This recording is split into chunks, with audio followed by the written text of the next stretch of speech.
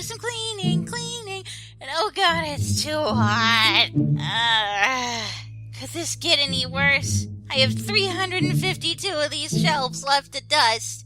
And these books are gonna get all covered in moisture and mold if I don't do anything about it. Well, I guess a little break wouldn't hurt. No, not this one. Nope. Already read it. Read that one 4 times. Read that one 6 times. Oh, hey, look, a magazine. Looks like it's from the outside. Beat the Heat edition, huh? Let's see. 1,001 different pages on beer. Melon coolers. Oh, man. This is making me thirsty. This isn't helping me beat the heat at all. I wish I understood more of these outsiders. I just don't get it. They certainly have a lot of very funny pictures. Scantily clad women. What's this? Shiver your way through the hot summer with these chilling ghost stories. I can read my way to cool happiness. Now that's an idea. So, what'd you think? 100 ghost stories, huh? That is tempting. Oh yeah, it'll get all of the Gensokians together, and they'll read books and tell stories, and then they'll want to read more books, and then they'll want to buy books at my store. It's the perfect plan. I mean, it'll be great to get everybody together for a night of fun stories and stuff. Yeah, you can never go wrong with ghost stories in Gensokyo. Why do you need my help anyway? Can I ask you a big favor? Well, I'll be a monkey's bare-assed uncle. You're a genius. Not very bright, nobody visits, hella dangerous, and that's just Reimu. I kinda need you to ask Reimu to let me borrow the shrine for the day. I'd go and ask her myself, but after that last incident, she'd probably just punch me in the face. Well, I'll see what strings I can pull for you, little lady. Welcome, Gensokyo! Humans and yokai, and other creatures of the dark, to the 100 Ghost Stories Festival, sponsored by our very own Reimu Hakure. She's so nice, right, guys? Don't this up, Kosuzu. Yes, ma'am. As you can see on the stage, there are 100 lit candles. 100? That only looks like 10. Shh, the animator didn't have time for that. Anyway, there are 100 lit candles here, and with each ghost story told, one will be blown out until it is all but pitch black.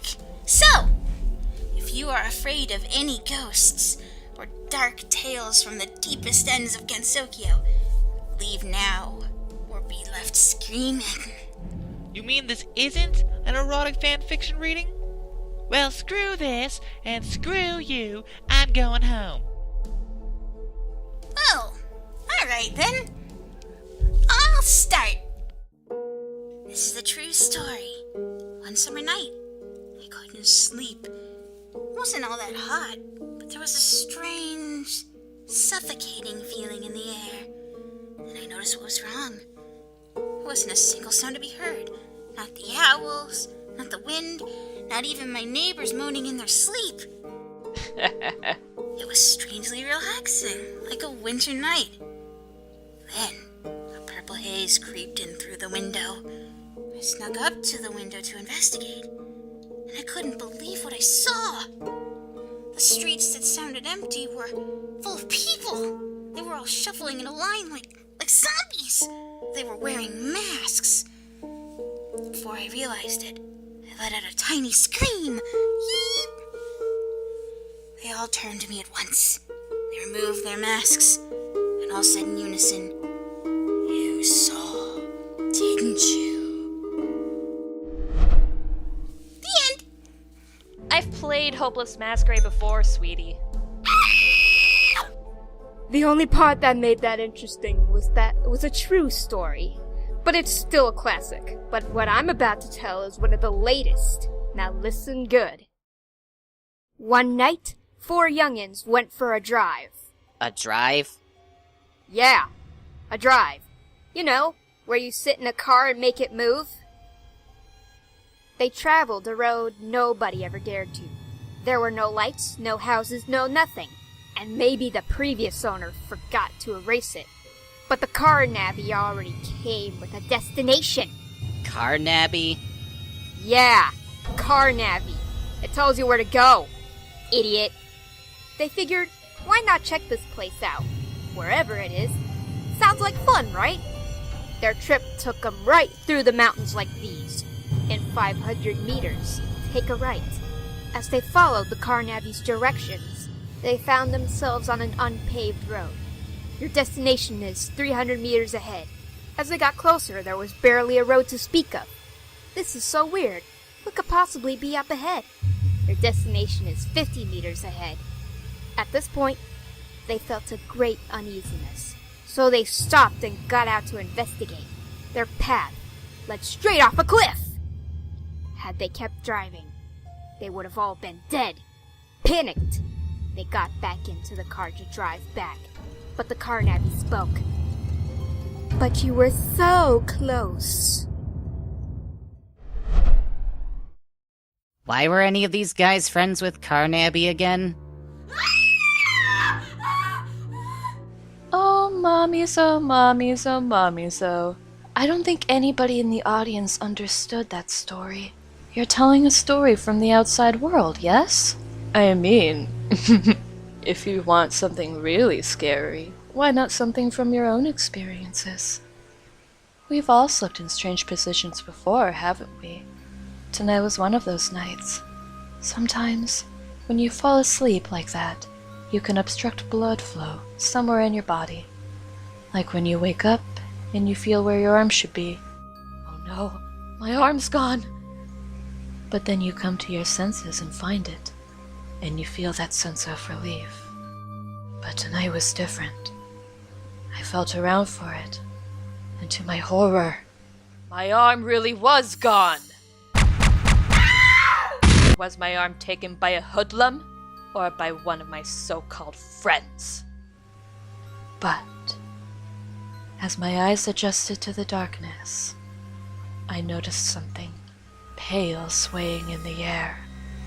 I was staring at my own arm, just gently dangling from the ceiling. What had happened was that, in my reluctance to get out of bed and turn off my lights, You mean your laziness? I created a portal in my ceiling so I could reach through and turn them off from bed. And I fell asleep just like that. Oh yes, great story, Yukari. I know I definitely lose my limbs in alternate dimensions all the time. Sakuya, these stories are boring, and it smells like someone just wet themselves. Come along, we're leaving, chop chop. Oh yes, about that, you can't. What? I am a lady of standing. You dare to order me around like a mule? Sakuya, I demand this insolent girl be stoned. This is the true terror of the 100 ghost stories. They say that when the final candle is extinguished, something happens. A spirit is freed. But if we abandon the festival, the spirit's energy will have nowhere to go, so it'll wreak vengeance upon our daily lives. And there's the catch. Good job, Kosuzu. This wasn't part of my plan at all. We have to see this through to the end. Luckily, through my many lives, I've heard enough tales to snuff out every remaining candle 100 times over. So sit back in Sokyo and leave it to me.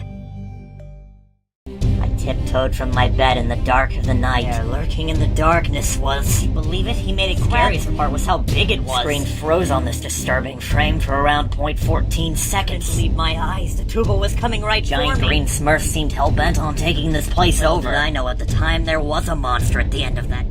But it was too late. The horrible orange man was now president!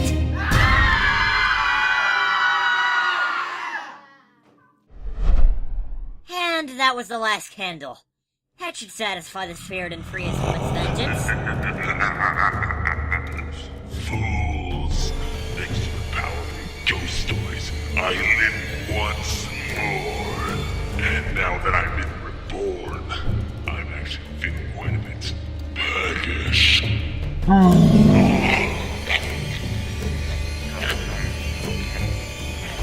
Hey, monster! You can't go around eating the extras like that. Their union is gonna yell at us.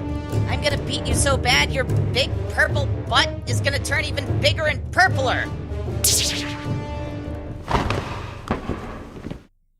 What? A giant cloth? How? The pig and the yelling and the om-nom.